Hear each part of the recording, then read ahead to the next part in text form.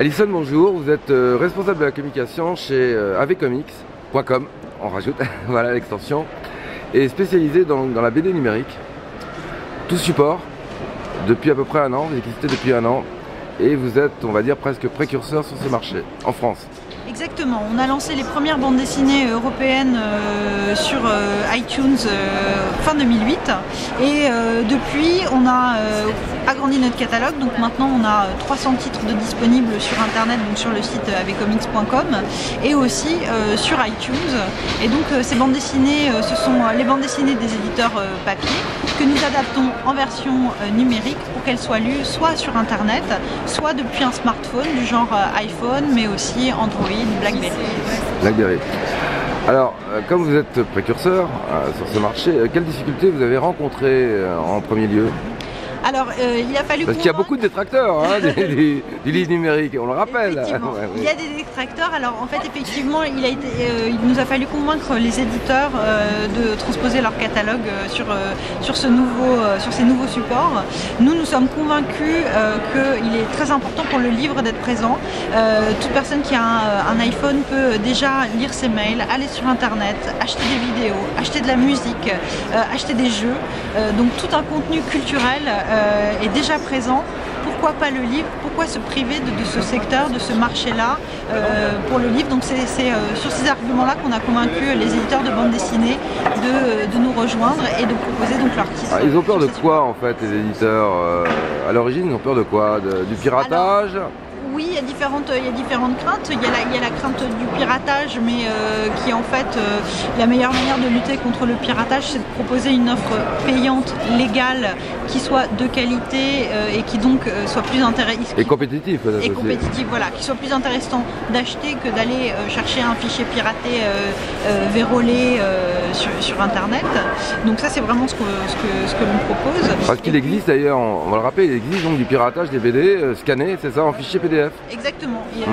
Quelque part, la manière la plus simple de pirater une bande dessinée, c'est d'acheter un album papier, de le scanner et de le mettre sur Internet. Et c'est déjà ce qui se fait. Il y a notamment des sites sur le manga qui se développent beaucoup et qui proposent énormément de fichiers comme ça. Mais avec une qualité approximative, quoi. Avec une qualité approximative, avec un système de lecture qui n'est pas du tout confortable. Et donc c'est pour ça qu'il est important pour les éditeurs et les auteurs surtout de proposer eux-mêmes leurs livres sur les nouveaux supports. Alors, quels sont les types de protection, par exemple, des fichiers? Alors, bien sûr, nous on met des protections qui sont des DRM, donc des sortes de clés qui empêchent la reproduction des fichiers. Et puis on propose une lecture en streaming des bandes dessinées, c'est-à-dire des bandes dessinées qui sont lisibles uniquement en ligne et qui ne sont pas téléchargées sur les ordinateurs. Et puis il y a les protections ensuite sur les smartphones, des téléphones eux-mêmes qui sont eux-mêmes verrouillés pour qu'on ne puisse pas acheter du contenu illégalement ou plutôt qu'on ne puisse pas télécharger du contenu également dessus. Vous pensez que l'iPad va être une révolution? Oui, bien sûr, parce que l'iPad vraiment met en avant cette offre de livres numériques. Grâce à l'iPad, on a un confort de lecture qui est supplémentaire.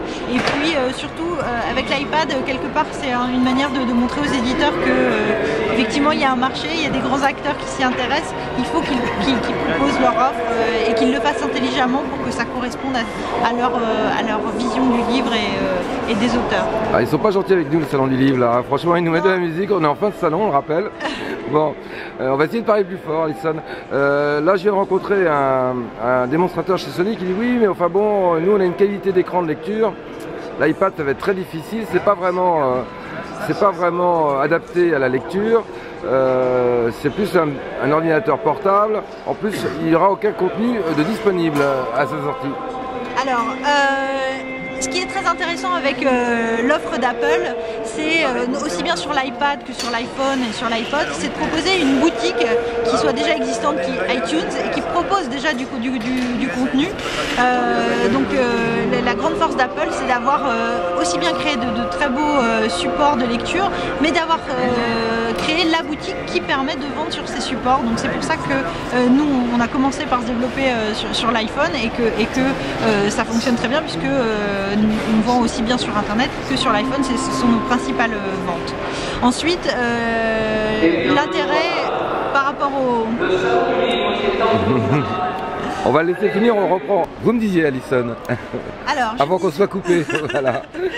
Que pour la résolution de l'iPad, l'avantage de l'iPad c'est surtout qu'il soit effectivement en couleur et qu'au contraire on ait un très beau rendu, en tout cas pour la bande dessinée, du dessin. Pour la BD c'est sûr. Voilà. Et pour la lecture écran, pour l'instant, on n'a pas de... Enfin, moi j'ai pas de retour négatif sur l'offre sur l'offre iPad. Oui, en fait la lecture sera un petit peu comme sur l'iPhone, donc exactement. Voilà. Et donc il y a déjà beaucoup de personnes qui lisent leur mail, internet sur l'iPhone. Alors par contre vous avez évoqué peut-être un petit souci de censure avec Apple.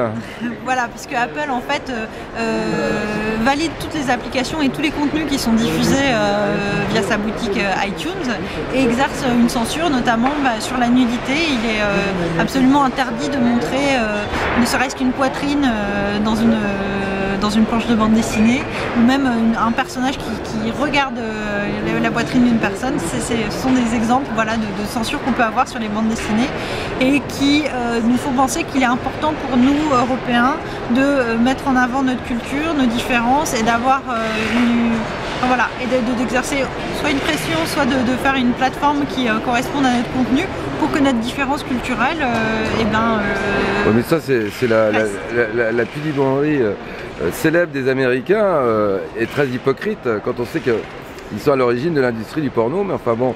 Vous aviez un exemple vous m'aviez montré un exemple tout à l'heure, oui. Effectivement. Montrez-moi.